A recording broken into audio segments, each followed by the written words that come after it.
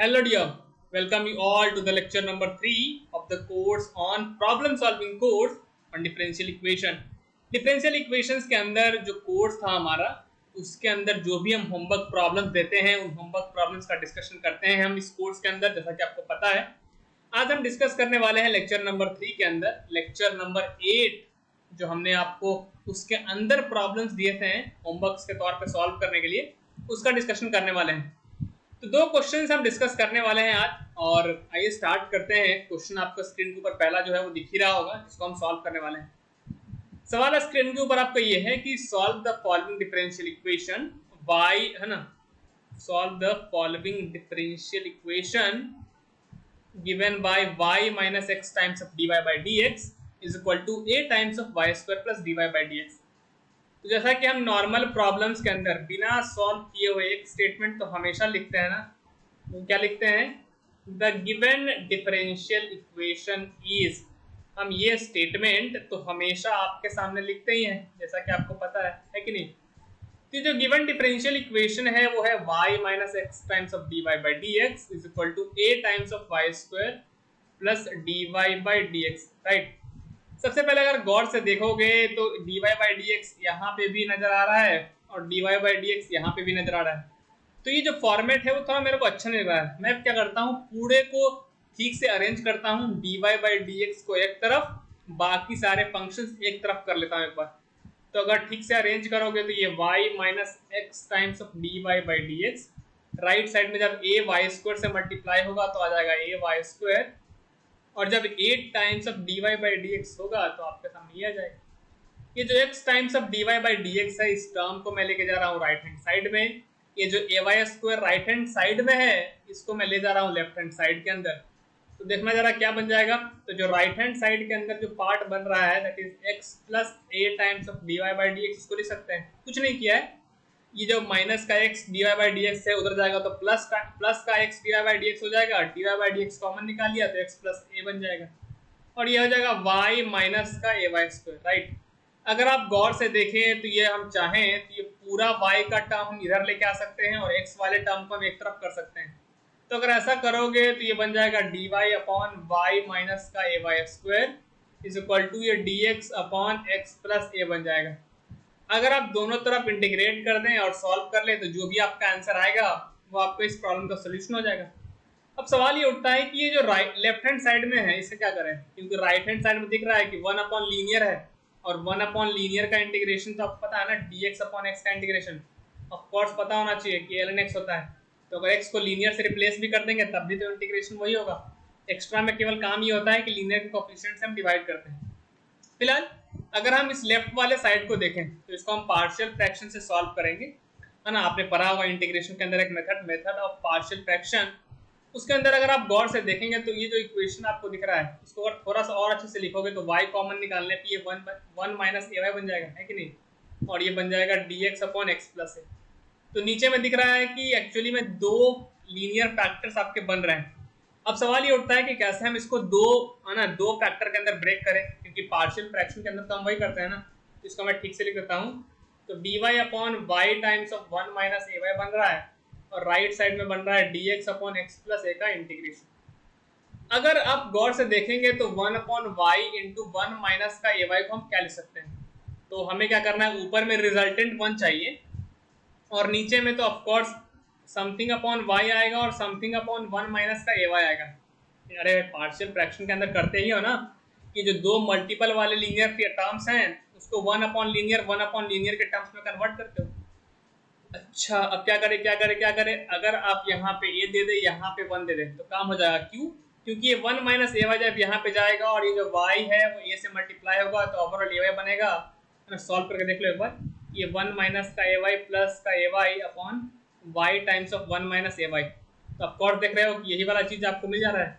तो हम इस टर्म को, बड़ा वाला जो टर्म है 1 upon y times of 1 minus ay को लिख सकते हैं ऐसे, है ना, अलग अलग कर सकते हैं इसको, that is dy upon y plus a times of dy upon 1 minus का ay, और राइट साइड में तो आपको दिख ही रहा है integration of dx upon x plus 1 upon y का इंटीग्रेशन कितना होता है, ऑफ कोर्स ln y। अच्छा, a बाहर है, कांस्टेंट है तो 1 अपॉन लीनियर है ध्यान से देखना। तो 1 अपॉन लीनियर का होता है ln of linear upon linear coefficient से डिवाइड। y का कोफिशिएंट कितना है, माइनस का है, तो माइनस से डिवाइड कर दिया।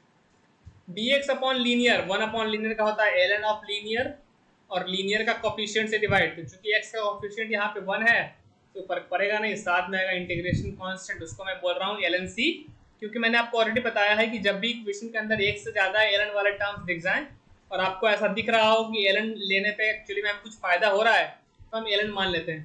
तो ये से ये हो जाएगा कैंसल, ये बन जाएगा ln of y minus of ln of 1 minus का ay is equal to ln of, अगर आप गौर से देखेंगे तो ln of something plus ln of something club हो जाएगा और ये बन जाएगा ln of c times of x plus है। Similarly ln of a minus ln of b actually में होता है ln of a by b, तो ये बन जाएगा क्लब होकर के 1 माइनस का ay। आई होप आपको ये लॉगरिथमिक वाली प्रॉपर्टी सारी पहले से याद होगी। वैसे हमने डिटेल जो लेक्चर हम लोग करते हैं उसके अंदर हमने सारी चीज़ें डिस्कस करी है। दोनों तरफ फंक्शन सेम है तो आप रिप्लेस कर सकते हैं, सीधा इनपुट को इक्वेट कर दीजिए, ये बन जाएगा c टाइम्स ऑफ x से that is y upon 1 minus a y. इसको आप ऐसे भी लिख सकते हैं कि y is equal to c times of x plus a into 1 minus का ए वाई। तो ये आपका जो है वो सोल्यूशन हो गया गिवन डिफरेंशियल इक्वेशन का। तो this is the required solution of what, of given differential equation. तो ये जो गिवन डिफरेंशियल इक्वेशन था आपको क्वेश्चन के अंदर, उसका ये अपना क्या हो गया, सोल्यूशन, राइट। तो आई होप आपको ये क्वेश्चन समझ में आ गया होगा। Let's move to the next problem. अगला जो सवाल मैंने आपको लेक्चर नंबर 8 में दिया था वो ये था, है ना, solve the differential equation given bye sec square x into tan y dx plus sec square y into tan x dy is equal to 0। तो जैसा कि हम हर एक प्रॉब्लम के अंदर करते हैं सॉल्व करने से पहले कि उस डिफरेंशियल इक्वेशन को बहुत अच्छे तरीके से लिख लेते हैं। The given differential equation is, तो अपना जो गिवन डिफरेंशियल इक्वेशन है उसको हम ठीक से लिखिए। ये लैंग्वेज सिखा रहा हूँ मैं जो आपको सेमेस्टर एग्जाम्स के अंदर आपको जो है वो काम आ रहा है। अगर आप किसी कम्पिटिटिव एग्जाम की तैयारी कर रहे हैं तो आपको ये लैंग्वेज लिखने की कोई भी ज़रूरत नहीं है, क्योंकि वहाँ पे आपका टाइम का जो है वो एक इशू रहता है ना। तो आपने नीड के अकॉर्डिंग चीज़ों को देख लीजिएगा। अगर गौर से देखेंगे तो ये तो dx और dy अलग अलग दिख रहे हैं। सबसे पहले हम dy बाई dx निकालने के लिए ये जो पूरा टर्म से x वाला उसको राइट में लेके जाते हैं। तो जो लेफ्ट में टर्म है sec square y into tan x into d y है तो एज इट इज रहेगा, लेकिन ये जब ये वाला टर्म राइट में जाएगा तो इसका साइन चेंज हो जाएगा और बन जाएगा माइनस का sec square x into tan y into d x. अगर हम dx से दोनों तरफ डिवाइड कर दें तो ये बन जाएगा sec square y into tan x into d y divided by क्या हो जाएगा, नीचे में dx, और इधर जब राइट साइड में dx से डिवाइड करोगे तो dx और dx कैंसिल हो जाएगा और आ जाएगा अपन। अगर आप गौर से देखें तो हम कोशिश अगर करें तो सारे y वाले टर्म्स को एक तरफ, सारे x वाले टर्म्स को एक तरफ कर सकते हैं। वो कैसे, ये sec स्क्वायर y और ये जो tan y, ये y वाले टर्म है, और tan x और sec स्क्वायर x वाले टर्म है। तो मैं क्या करता हूँ, ये जो tan y है क्योंकि ये y वाला टर्म है उसको लेफ्ट में जाकर लेके जाता हूँ, और ये जो tan x और dx जो कि x वाले टर्म है उसको मैं राइट में लेके जाता हूँ। तो अपना जो एक्सप्रेशन है वो बन जाएगा कुछ ऐसा, sec स्क्वायर y को यहीं पे रहने दिया, dy को भी इधर में रहने दिया, और इधर tan y से जब डिवाइड करने जाओगे तो नीचे में tan y आ जाएगा। राइट साइड में एक माइनस का sec स्क्वायर x पड़ा था उसको एज इट इज रहने दिया, dx को राइट साइड में क्रॉस मल्टीप्लाई किया और tan x को नीचे लेके आओगे तो ये बन जाएगा कुछ ऐसा। तो अगर आप गौर से देखें तो हमने निकाला क्या है, हमने जो है वो सिंपली कैलकुलेट किया क्या है, हमने आपके सामने कैलकुलेट किया है sec square y dy upon नीचे में है tan y, राइट साइड में क्या कैलकुलेट किया है, माइनस का sec square x dx upon tan x। अब सारे एक y वाले टर्म्स एक तरफ, सारे x वाले टर्म्स एक तरफ, सॉल्व करने के लिए वेरिएबल सेपरेबल फॉर्मेट का मेथड, दोनों तरफ कर देंगे इंटीग्रेट। अब क्या करोगे, अगर गौर से देखोगे तो केवल वेरिएबल का ही अंतर है, sec square y upon tan y, sec square x upon tan x, ये दोनों इंटीग्रल एक ही जैसे तो हैं, जहां इसमें y है वहां राइट में x है।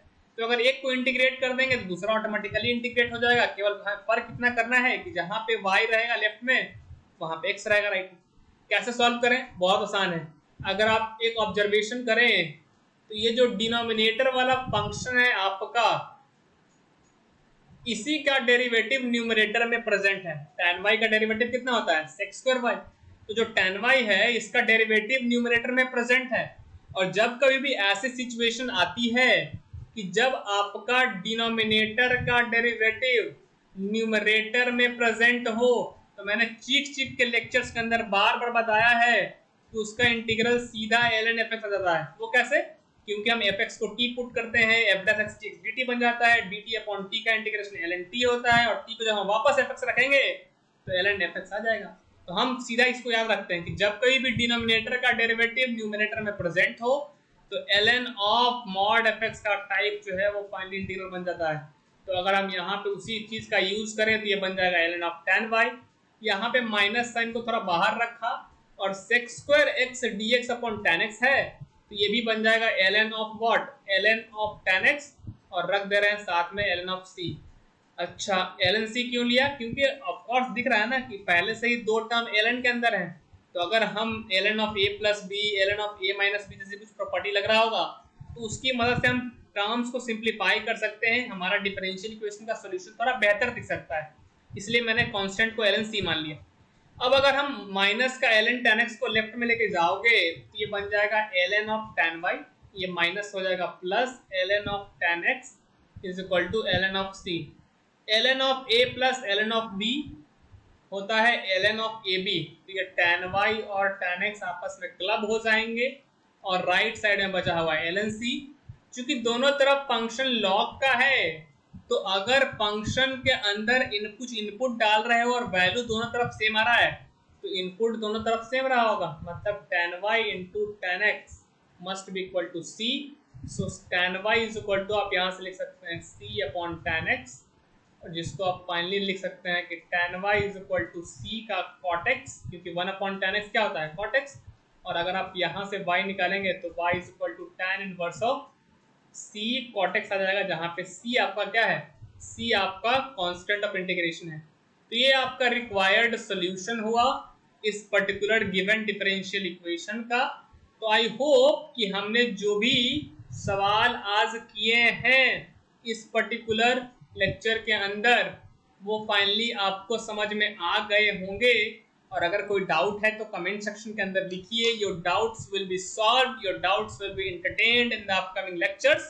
So that's all for this particular homework solution video. See you all in the next one. Till then, keep learning and stay happy, buddy.